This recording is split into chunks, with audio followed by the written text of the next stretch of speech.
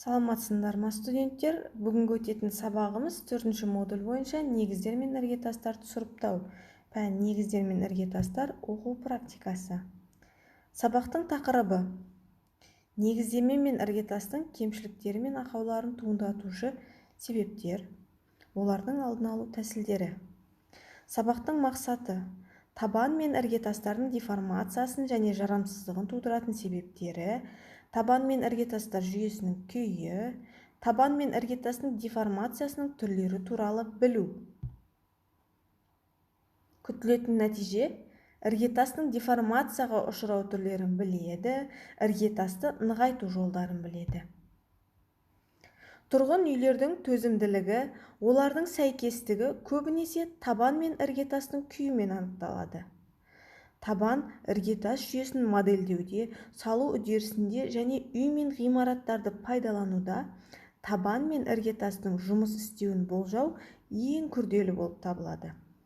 Бұл жүйе эксплуатациялық жағдайда бір мезгілдегі көптеген факторлардың әсерін қиын есептейтін үнемі сынайды. Олардың ішіндегі ерекшесі табан қасиетінің өзгеруі, адам әрекетімен байланысты табиғи құбылыстар және әсерлер. Табан мен іргетастардың жұмысының бұзылуы көп кездеседі, бірақ негізінен толық үй мен ғимараттар қирамаса да, деформацияның әртүрлі түрлері, қисаюы, жарылуы, ауытқуы байқалады. Олардың пайда болуының себептерін жоймай және жөндеу жұмыстарының мерзімінде орындалмауы қатерлі зардаптарға, апаттарға дейін әкелуі мүмкін. Табан мен іргетастардың деформациясының түрлері мынандай деформация түрлері арқылы ажыратылады. Бірінші, іргетастың абсолютті отыруы, яғни шөгуі. Екінші, үй мен ғимараттардың жеке іргетастарының үштен немесе жалпы іргетастың үш аймағынан кем емес абсолютті шөгуі бойынша анықталатын үй мен ғимараттың орташа шөгуі. Үшінші, қисаюы. Екі көршілес іргетастардың олардың арасындағы арақашықтықта жататын шөгу айырмашылығы. Төртінші, ауы. Екі соңғы іргетас нүктелерінің осы нүктелердің арасындағы арақашықтықтарға жататын шөгу айырмашылығы жоспардағы шағын түрдегі абсолютті қатты ғимараттарға тән. Бесінші, іргетастың салыстырмалы майысуы немесе бүгілуі. Үй немесе ғимараттардың бүгілген бөлігі ұзындығына бүгілуінің қатынасы.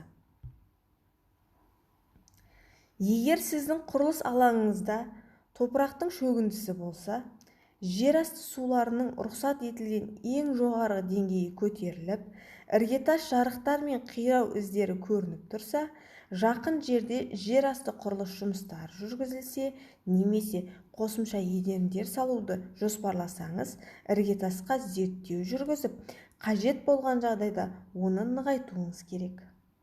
Іргетастың және соның салдарынан бүкіл ғимараттың бұзылу қаупін азайту үшін оны уақытылы нығайту керек. Бұл жұмыстар шартты түрде дәстүрлі және жаңашыл болып бөлінуі де мүмкін, бірнеше әдістермен жүзеге асырылады. Табан мен іргетастың оларды тудыратын қажеттіліктерді күшейту мен қайта құру деформациясының негізгі себептері: іргетастарға жүктемені ұлғайту, жаңа құралдарды орналастырудың қажеттіліктерін тудырады.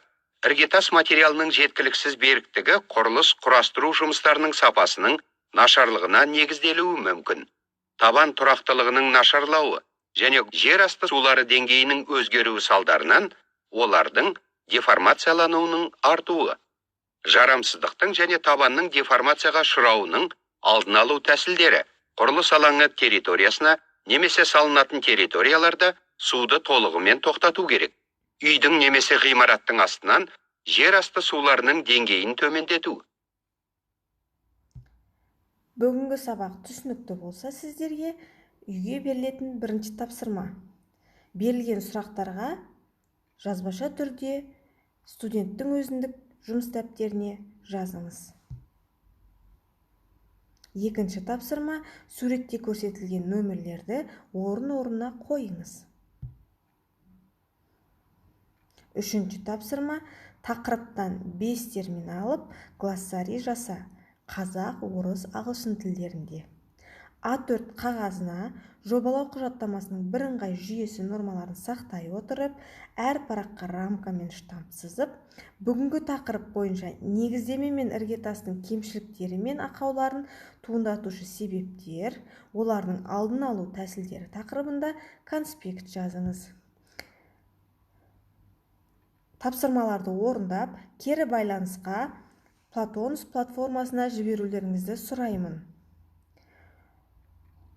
Тексерілген тапсырманы осы бағалау критерийіне сүйене отырып, сіздерді бағалаймын.